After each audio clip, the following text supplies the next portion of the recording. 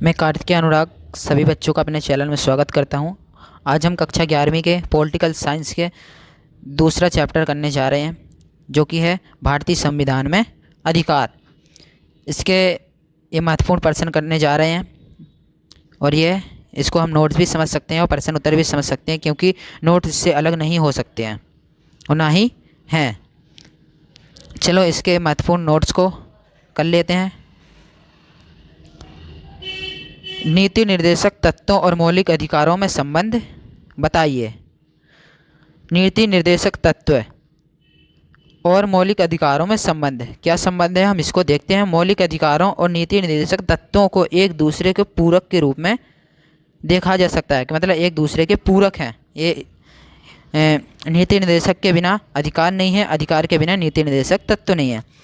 जहाँ मौलिक अधिकार सरकार के कुछ कार्यों पर प्रतिबंध लगाती है, क्या करते हैं मौलिक अधिकार सरकारों के कार्यों पर प्रतिबंध लगाती है, वहीं नीति निर्देशक तत्व उसे कुछ कार्यों को करने की प्रेरणा देती है। जो नीति निर्देशक तत्व है सरकार को कुछ काम करने की प्रेरणा देती है।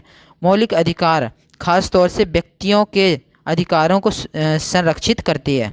जो मौलिक अधिकार खास तौर से व्यक्ति के अधिकारों को संरक्षित करती है, परंतु नीति निर्देशक तत्व पूरे समाज के हित की बात करते हैं। जो नीति निर्देशक तत्व होते हैं वो पूरे समाज की हित की बात करते हैं, लेकिन कभी कभी जब सरकार नीति निर्देशक तत्वों को लागू करने का प्रयास करती है तो वे नागरिकों के मौलिक अधिकारों से टकरा जाते हैं।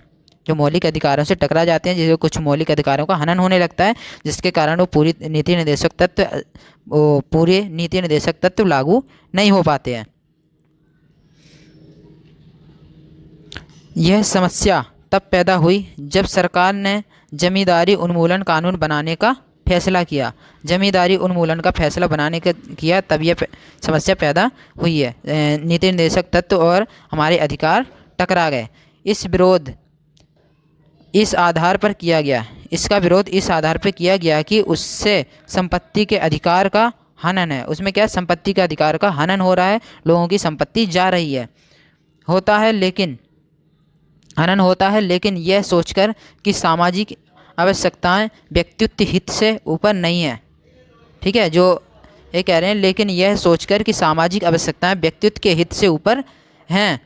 जो सामाजिक आवश्यकताएं, जो समाज की ज़रूरतें हैं, वो व्यक्तित्व एक व्यक्ति के हित से ऊपर हैं। एक व्यक्ति के हित के बारे में नहीं सोच सकती सरकार, वो सभी व्यक्तियों की आवश्यकताएं और सभी की भलाई सोचती है। ये नीति निर्देशक तत्वों को लागू करने के लिए संविधान का संशोधन किया और जो संपत्ति का अधिकार था उसको हमारे अधिकारों से हटा दिया गया। अब प्रश्न दूसरा करते हैं। प्रश्न दूसरा है, भारतीय संविधान में निहित ऐसे अधिकारों का वर्णन नहीं किया जा सकता है कि जिसके लिए न्यायालय ने दावा नहीं किया जा सकता। ठीक है, न्यायालय में दावा नहीं किया जा सकता है। चलो इसके उत्तर को देख लेते हैं। भारतीय संविधान में निहित ऐसे अधिकार जिनके लिए न्यायालय में दावा नहीं किया जा सकता, जैसे निम्न है। मतलब ऐसे अधिकार हैं जिसके लिए हम अपना दावा नहीं कर सकते भारतीय न्यायालय में कि हमें ये अधिकार मिलने चाहिए। पर्याप्त जीवन यापन का मतलब जो हमें पर्याप्त जीवन यापन की मतलब जितना हमारी ज़िंदगी है पूरा जीवन यापन करना चाहिए, ये हम दावा नहीं कर सकते हैं। महिलाओं और पुरुषों के समान काम की समान मजदूरी, इसका भी अपील नहीं कर सकते कि मतलब जो महिलाएं काम करती हैं और पुरुष काम करते हैं उनकी समान मजदूरी होनी चाहिए, क्योंकि महिलाएं हमेशा कम काम करती हैं और पुरुष हमेशा ज़्यादा करते हैं। और जो महिलाएं होती हैं छोटे काम करती हैं, जो पुरुष होते हैं वो भारी काम करते हैं, इसलिए इनकी जो मजदूरी की समानता नहीं की जा सकती है। आर्थिक शोषण के विरुद्ध, जो आर्थिक शोषण होता है किसी का तो उसके विरुद्ध भी न्यायालय में दावा नहीं किया जा सकता। काम का अधिकार, ठीक है, जो काम का अधिकार कि हमें ये काम करने का अधिकार है, ये नहीं हो सकता। तुम कुछ भी काम कर सकते हो। कोई भी व्यक्ति है, अगर कोई लोहे का काम कर रहा है तो सोने का भी काम करना चाहे तो सोने का भी काम कर सकता है। हम किसी पे दबाव नहीं डाल सकते हैं कि तुम इस जाति को तो यही काम करोगे। बच्चों को मुक्त तथा अनिवार्य शिक्षा का अधिकार, बच्चों को मुक्त, ठीक है, और अनिवार्य शिक्षा का अधिकार दिया हुआ है संविधान में। अब प्रश्न तीसरा देखते हैं। भारतीय संविधान में लिखित लोगों के उद्देश्य और उनकी नीतियाँ क्या हैं।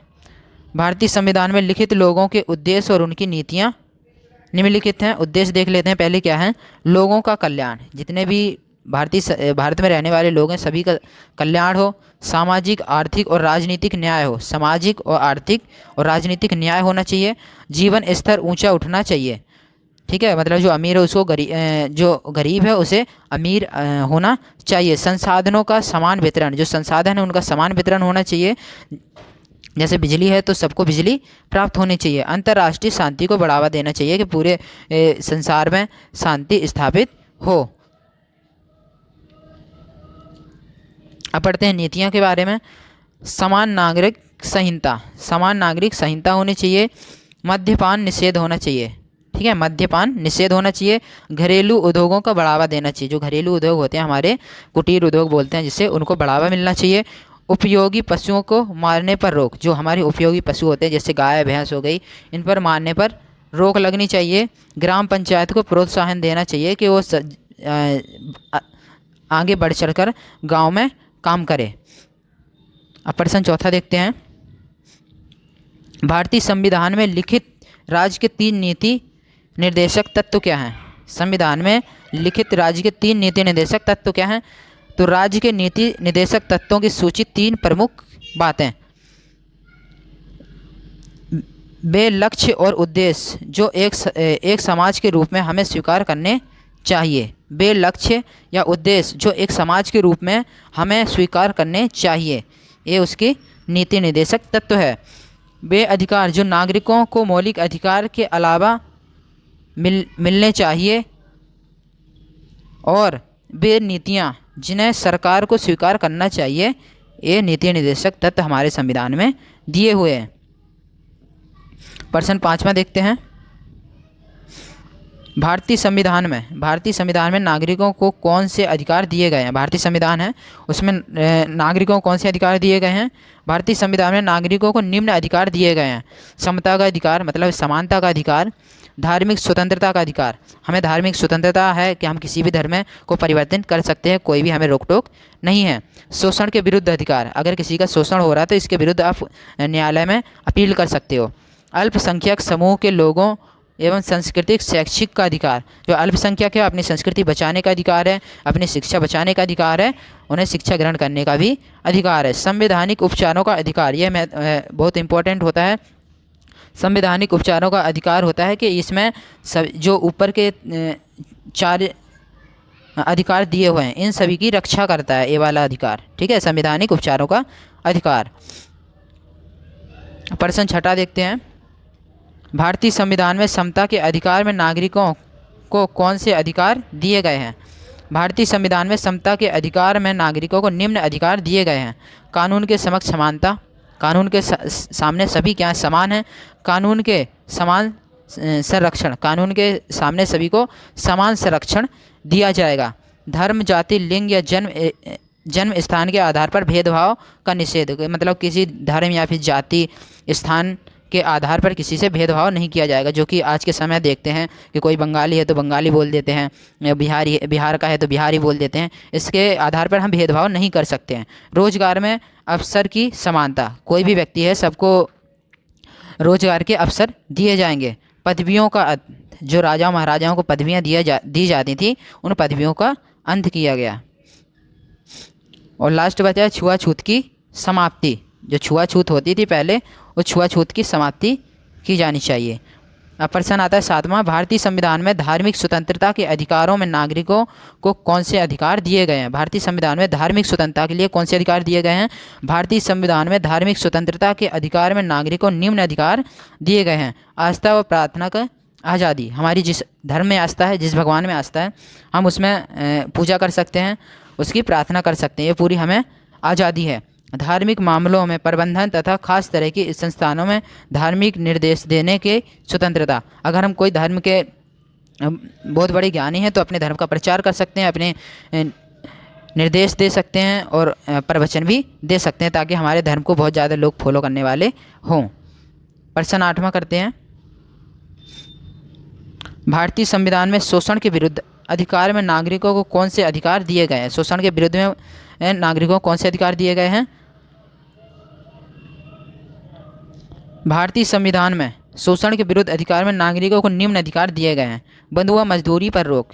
अब कोई भी बंधुआ मजदूरी नहीं है, पर रोक है कि अगर किसी के यहाँ तुम काम कर रहे हो तो कोई भी व्यक्ति ये नहीं बोल सकता कि तुम मेरे यहीं पर ही काम करो, दूसरी जगह काम करने के लिए नहीं जा सकते हो। उसकी मर्जी है, जब तक मन करेगा करेगा, जब मन करेगा नहीं करेगा, वो छोड़ करके चला जाएगा। इस पर रोक है। बंधुआ मजदूरी कोई नहीं करवा सकता है।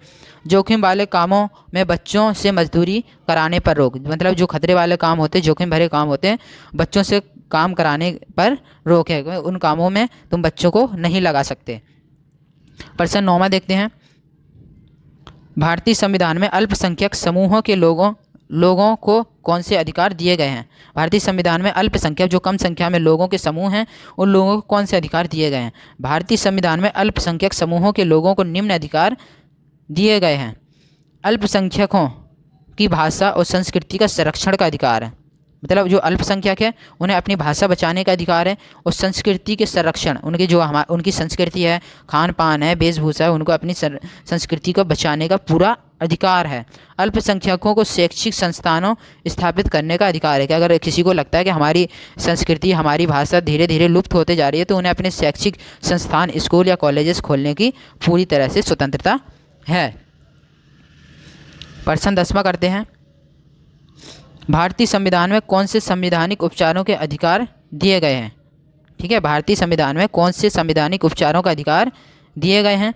भारतीय संविधान नागरिकों को मौलिक अधिकार को लागू करवाने के लिए न्यायालय में जाने के अधिकार दिया गया है कि अगर किसी भी व्यक्ति के अधिकारों का हनन हो रहा है या फिर उसके अधिकारों को दबाया जा रहा है, तो वो न्यायालय में अपने इन अधिकारों की मांग कर सकता है या फिर न्यायालय को बता सकता है।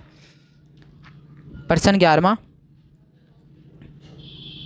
स्वतंत्रता के सबसे महत्वपूर्ण अधिकारों में जीवन और व्यक्तिगत स्वतंत्रता का अधिकार महत्वपूर्ण क्यों है? स्वतंत्रता के सबसे महत्वपूर्ण अधिकारों में जीवन और व्यक्तिगत स्वतंत्रता का अधिकार है। किसी भी नागरिक को कानून द्वारा निर्धारित प्रक्रिया का पालन किए बिना उसके जीवन तथा व्यक्तिगत स्वतंत्रता से वंचित नहीं किया जा सकता है। इसका अर्थ यह है कि किसी भी व्यक्ति को बिना कारण बताए गिरफ्तार नहीं किया जा सकता।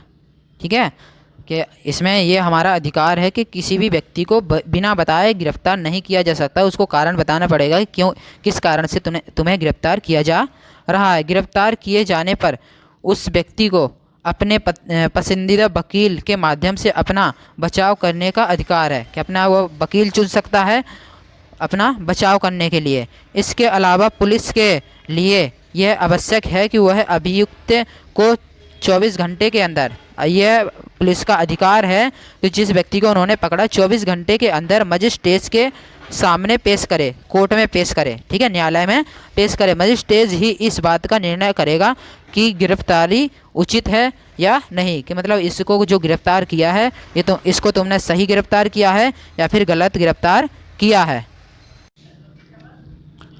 प्रश्न 12वां। निवारक नज़रबंदी क्या है? या सामान्य किसी व्यक्ति को अपराध करने पर गिरफ्तार किया जाता है, इसके अपवाद। चलो इसके उत्तर को देख लेते हैं।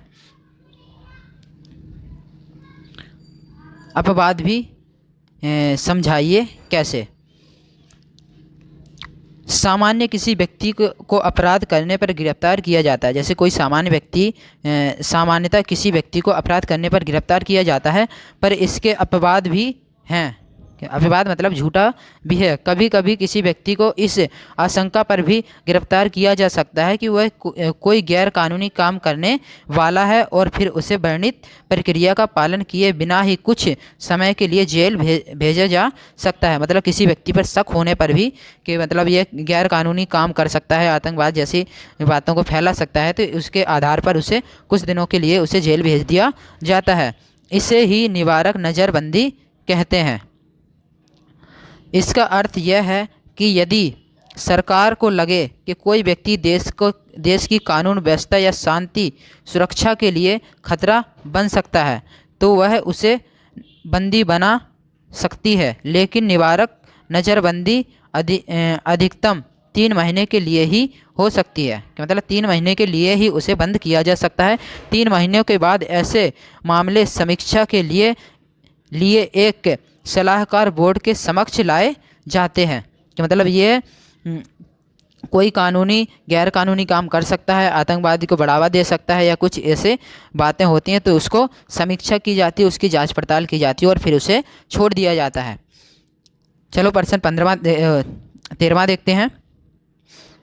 न्यायालय में निष्पक्ष मुकदमे के लिए संविधान किन 3 अधिकारों की व्यवस्था करता है? न्यायालय में निष्पक्ष मुकदमे के लिए संविधान किन 3 अधिकारों की व्यवस्था करता है? न्यायालय में निष्पक्ष मुकदमे के लिए संविधान निम्न 3 अधिकारों की व्यवस्था करता है।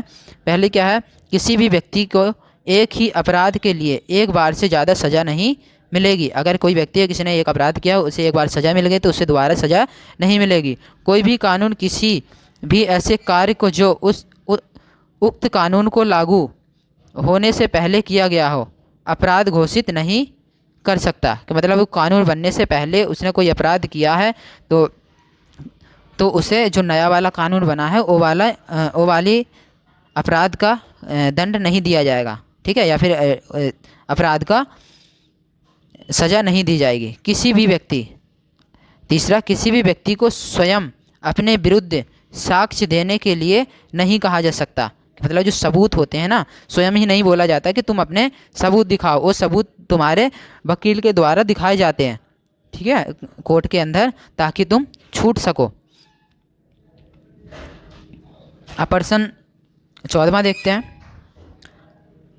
डॉक्टर भीमराव अंबेडकर ने संवैधानिक उपचारों के अधिकार को संविधान का हृदय तथा आत्मा की संज्ञा दी है। जो हमारा एक अधिकार है संवैधानिक उपचारों का अधिकार, इसको भीमराव अंबेडकर ने संविधान का हृदय और आत्मा की संज्ञा क्यों दी है? संवैधानिक उपचारों का अधिकार वह साधन है जिसके द्वारा ऐसा किया जा सकता है कि इसके अंतर्गत हर नागरिक को यह अधिकार प्राप्त है कि वह अपने मौलिक अधिकारों के उल्लंघन की स्थिति में सीधे न्यायालय या सर्वोच्च न्यायालय जा सकता है। मतलब अगर किसी भी व्यक्ति के अधिकारों का उल्लंघन हो रहा है तो इस अधिकार के संबंध में, इस अधिकार के मिलने के कारण हम उच्च न्यायालय में जा सकते हैं और अपने अधिकारों की मांग कर सकते हैं और हम बता सकते हैं कि हमारे ये अधिकार है, हमारे यहाँ कोर्ट में आने का अधिकार है क्योंकि हमारे दूसरे अधिकारों की हनन हो रही है। सर्वोच्च न्यायालय या फिर उच्च न्यायालय मौलिक अधिकारों को लागू करने के लिए सरकार को आदेश या फिर निर्देश देता है, ठीक है। जो उच्च न्यायालय होता है मौलिक अधिकारों को लागू करने के लिए सरकार को आदेश या निर्देश देता है, इसलिए डॉक्टर अंबेडकर ने इस अधिकार को संवैधानिक का हृदय और आत्मा की संज्ञा दी है। चलो प्रश्न 15वां को देखते हैं। प्रादेश रिट किसे कहते हैं तथा यह कितने प्रकार के होते हैं, उनका वर्णन कीजिए। यह बहुत इंपॉर्टेंट है। रिट किसे कहते हैं या प्रादेश किसे कहते हैं, इसके कितने प्रकार होते हैं, इनके वर्णन कीजिए। ये इसको ध्यानपूर्वक करना है आपको। चलो इसके उत्तर को देख लेते हैं। न्यायालय कई प्रकार के विशेष आदेश जारी करते हैं। जो न्यायालय होता है वो कई प्रकार के विशेष आदेश जारी करता है जिन्हें प्रादेश या फिर रिट कहते हैं। यह निम्न प्रकार के हैं। बंदी प्रत्यक्षीकरण, ठीक है। पहला रिट क्या है? बंदी प्रत्यक्षीकरण। बंदी प्रत्यक्षीकरण के द्वारा न्यायालय किसी भी गिरफ्तार व्यक्ति को न्यायालय के सामने प्रस्तुत होने का आदेश देता है कि न्यायालय में प्रस्तुत हो। यदि गिरफ्तारी का तरीका कारण गैर कानूनी या फिर असंतोषजनक हो तो न्यायालय गिरफ्तार व्यक्ति को छोड़ने का आदेश दे देती है। अगर गलत तरीके से उस व्यक्ति को गिरफ्तार किया है या फिर असंतोषजनक कि उसके पूरे सबूत नहीं मिल पाते जिसके कारण न्यायालय गिरफ्तार व्यक्ति को छोड़ने का आदेश दे देती है। अब है परमादेश। दूसरा, यह आदेश तब जारी किया जाता है जब न्यायालय को लगता है कि कोई सार्वजनिक पदाधिकारी अपने कानूनी एवं संवैधानिक दायित्व का पालन नहीं कर रहा है, कि मतलब जो संवैधानिक के तौर पर उनका दायित्व, उनका कर्तव्य वो पालन नहीं कर रहा है, तो इससे किसी व्यक्ति का मौलिक अधिकार प्रभावित हो रहा है, किसी व्यक्तियों के या फिर किसी व्यक्ति का मौलिक अधिकार को हनन हो रहा है, तो उसे परमादेश दिया जाता है। तीसरा देखते हैं, निषेध आदेश। निषेध आदेश जब कोई निचली अदालत अपने अधिकार क्षेत्र का अतिक्रमण करके अपने जो उसकी सीमा है अपनी सीमा को लांघ करके मुकदमे की सुनवाई करता है तो ऊपर की अदालतें उच्च न्यायालय या फिर सर्वोच्च न्यायालय उसे ऐसा करने से रोकने के लिए निषेध आदेश जारी करती है। अधिकार परीक्षा। अब आता है अधिकार परीक्षा चौथा, जब न्यायालय को लगता है कि कोई व्यक्ति ऐसे पदों पर नियुक्त हो गया है, कोई भी व्यक्ति ऐसे पद पर नियुक्त हो गया है जिस पर उसका कोई कानूनी हक नहीं है या फिर अधिकार नहीं है, तब न्यायालय अधिकार परीक्षा आदेश के द्वारा उसे उस पद पर कार्य करने से रोक लगा देता है कि मतलब तुम उस पद पर रहोगे लेकिन उससे कार्य कुछ नहीं करोगे, काम कुछ नहीं करोगे। पांचवा देखते हैं उत्प्रेक्षण रिट। जब कोई निचली अदालत या सरकारी अधिकारी बिना अधिकार के कोई कार्य करता है, उसका अधिकार नहीं है फिर भी वह कोई काम करता है, तो न्यायालय उसके समक्ष विचाराधीन मामले को उससे लेकर उत्प्रेक्षण द्वारा उसे ऊपर की अदालत या फिर अधिकारी हस्तांतरित कर देता है। ऐसे लगता है मतलब इसमें यह कहा गया है कि उत्प्रेक्षण रिट ये है कि अगर कोई भी व्यक्ति अपने अधिकार से ऊपर उठ करके काम करता है या फिर उससे नहीं किया जा रहा है तो वह काम उससे लेकर के किसी ऊंचे अधिकारी को दे दिया जाता है, या फिर कोई निचली अदालत से कोई केस सोल्व नहीं हो रहा है तो वह केस लेकर के किसी ऊंची अदालत को दे दिया जाता है, उसे उत्प्रेक्षण रिट कहते हैं। यहाँ पर यह पार्ट आपका समाप्त होता है। अगर आपको हमारी वीडियो पसंद आती है तो वीडियो को लाइक करें, शेयर करें और चैनल को सब्सक्राइब ज़रूर करें।